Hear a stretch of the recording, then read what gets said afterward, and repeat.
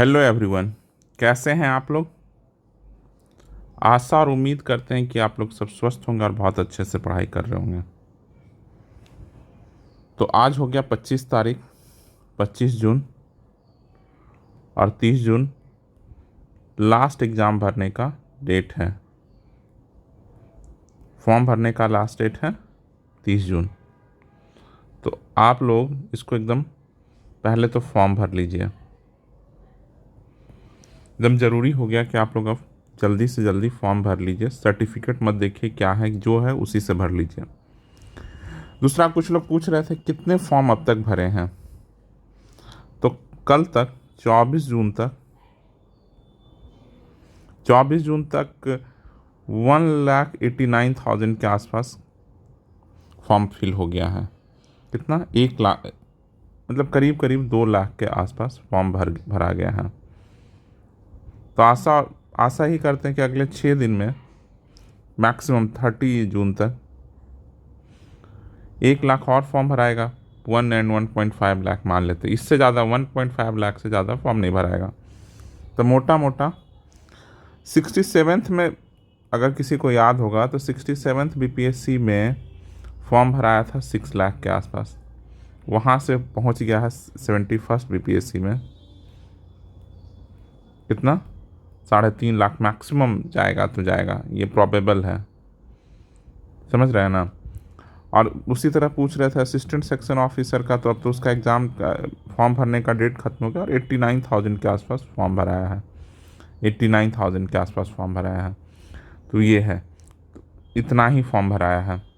तो एएसओ में तो कुछ ज़्यादा भरा गया। एएसओ में समझिए कि 40-41 सीट है, 89,000 है। और यहाँ 89,000 में 41 में 89,000, 3.5 लाख के लिए कितने? 1200 सीट के लिए 3.5 लाख लोग भरे हैं।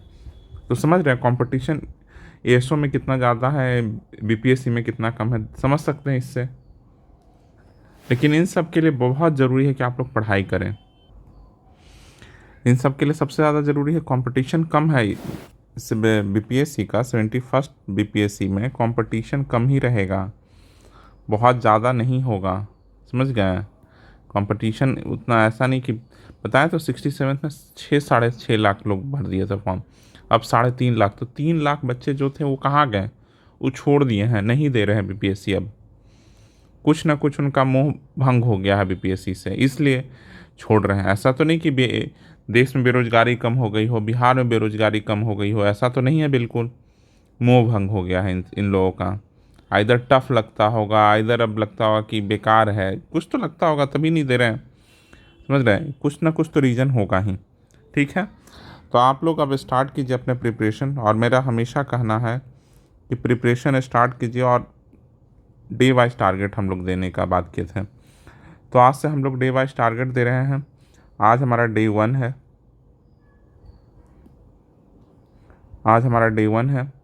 और हम लोग हिस्ट्री और पॉलिटी से शुरू कर रहे हैं। किससे कर रहे हैं? हिस्ट्री और पॉलिटी से शुरू कर रहे हैं। हिस्ट्री में हम लोग किसको ले रहे हैं? बेस स्पेक्ट्रम को ले रहे हैं। और इसमें हम लोग लूसेंट और लक्ष्मीकांत को लेंगे। ये हमारा रहेगा। तो स्पेक्ट्रम में आज कौन सा चैप्टर करना बताइए। आज हम लोग थोड़ा कम करेंगे, क्योंकि स्टार्ट कर रहे हैं तो थोड़ा कम से शुरू करेंगे। तो हम लोग स्पेक्ट्रम में यूनिट 9 से शुरू करेंगे। कौन सा यूनिट? यूनिट 9, जिसमें ये मेंस में भी उतना ही इम्पॉर्टेंट है। इसमें हम लोग सारा जितना भी डेवलपमेंट हुआ है कॉन्स्टिट्यूशनल, और जिस तरह का डेवलपमेंट हुआ है उस सारे के बारे में दिया हुआ है। 1773 से लेकर 1858 तक जितने एक्ट आए हैं उन सब के बारे में दिया हुआ। इसको अच्छे से पढ़िएगा, थोड़ा मेमोराइज करने की कोशिश कीजिएगा। समझ गए? तो यूनिट 9 का हम लोग चैप्टर नंबर 26 कर रहे हैं। चैप्टर नंबर 26 कर रहे हैं। आज सिर्फ इतना ही करेंगे, कुछ नहीं है। 25 पेज के आसपास है, 25-26 पेज है। इसको आज आप लोग कीजिए, ठीक है।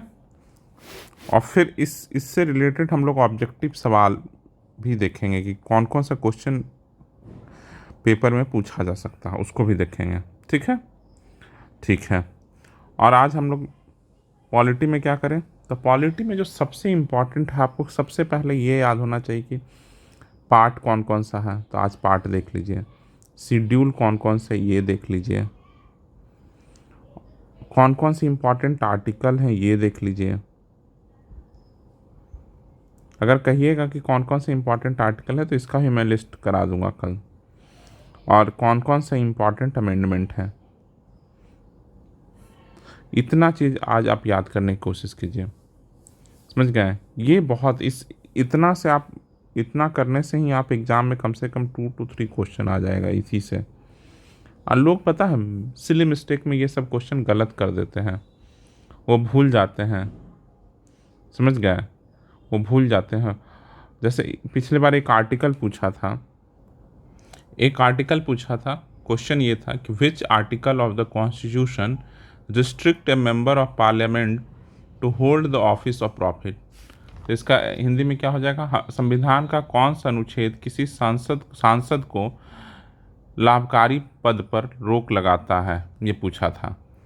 तो ये इम्पॉर्टेंट आर्टिकल था। और ऐसा नहीं कि अगर हम लोग सिर्फ इसमें 102A 1A 1B 1C ऐसा दिया था, यही था 1A 1B 1C 1D। ये थोड़ा टफ था क्योंकि 102 भी अगर लोगों को याद होता तो भी नहीं बन पाता, समझ गया।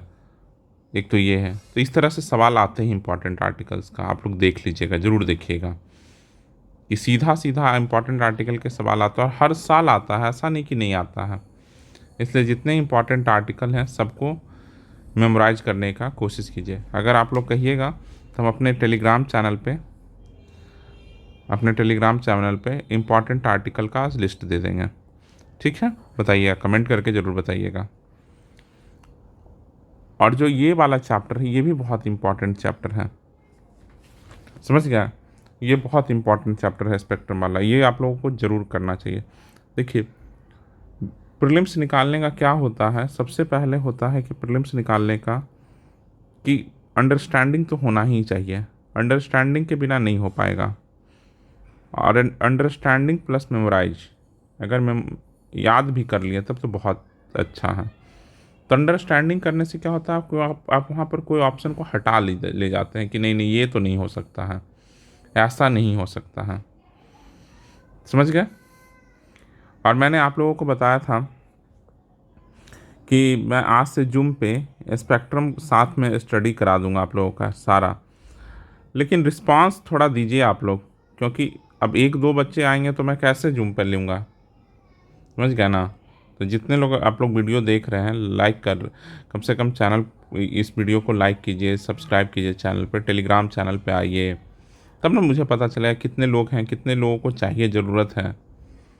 चाहिए तो बहुत को, मुझे पता है कि बहुत बहुत सारे बच्चे सिर्फ और सिर्फ लूसेंट और सोचते हैं कि वो घटना चक्र पढ़ के चले जाएं और एग्ज़ाम निकल जाए। बहुत उनमें से कुछ लोगों का हो भी जाता होगा सिलेक्शन, लेकिन अधिकतर का नहीं होता है सिलेक्शन, क्योंकि बुक नहीं पढ़े हैं तो अंडरस्टैंडिंग नहीं डेवलप हुआ होगा। और बुक पढ़ने में सबकी लगती है, सबको लगता है बुक पढ़ना कठिन तो आजकल के डेट में हो गया। तो चैनल, यूट्यूब का चैनल देखना लोगों के लिए ज़्यादा आसान है बनिस्पत की बुक को पढ़ना, समझ गया। तो मैं इसलिए सोचा था कि आप लोग साथ में पढ़िए हमारे साथ में, और हम आपको इम्पॉर्टेंट जो लाइन्स है उसको अंडरलाइन करा दूंगा, तो आप लोग उसको मेमोराइज़ कीजिए बाद में। और कम से कम ये तो फील होगा कि 1-2 बार आप स्पेक्ट्रम पढ़ रखे हैं, लक्ष्मीकांत पढ़ रखे हैं, बेसिक बुक पढ़ रखे हैं, तो इस कॉन्फिडेंस के साथ भी तो जाइएगा एग्जामिनेशन हॉल में। ये स्टार्ट तभी करूँगा, कुछ लोग कह रहे हैं कि स्टार्ट कर दीजिए, लेकिन ये तभी स्टार्ट करूँगा जब रिस्पॉन्स अच्छा रहेगा। 1-2 बच्चों के लिए तो नहीं आना कि अपना समय लगाना, एनर्जी लगाना, और 1-2 बच्चों के लिए नहीं। अगर आप लोग रिस्पॉन्स अच्छा रहेगा तभी ये स्टार्ट करूँगा, ऐसा नहीं कि मैं सोचा था कि आज से स्टार्ट करूँगा, लेकिन रिस्पॉन्स अभी तक भी मुझे अच्छा नहीं लग रहा। जिस दिन मुझे लग जाएगा कि रिस्पॉन्स अच्छा है, लोग चाहते हैं, तो मैं ज़रूर स्टार्ट कर दूँगा। ठीक है, चलिए आप लोग खूब पढ़िए, कंपटीशन कम हो रहा है बीपीएससी में, इतना फॉर्म नहीं फिल हुआ है कि जो आप लोग घबराएं आप लोग।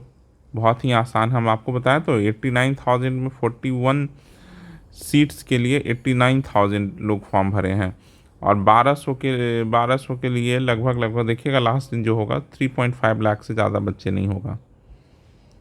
तो समझ रहे हैं, 4 गुना मतलब 160-70 के बराबर ये है, जबकि हमारे पास 12 है, तो मतलब कितने गुना है, 7 टाइम्स तो मिनिमम है, 7 to 8 टाइम्स है। तो समझ रहे हैं, 8 टाइम्स है आपके पास। और फिर बच्चे कितने बढ़ेंगे, 4 टाइम्स। तो डबल चांस है, एएसओ से डबल चांस है यहाँ होने का। समझ गया, बहुत ज़्यादा। डबल क्या, ये तो हम बताएं कि अगर 170 होता तब ये बराबर होता, जबकि ये इतना ज़्यादा है। समझ गए। चलिए, आप लोग पढ़ाई करते रहिए, और अगर वीडियो पसंद आया तो लाइक कीजिएगा, और चैनल पहली बार आए हैं तो सब्सक्राइब कीजिएगा। चलिए, थैंक यू फॉर लिसनिंग।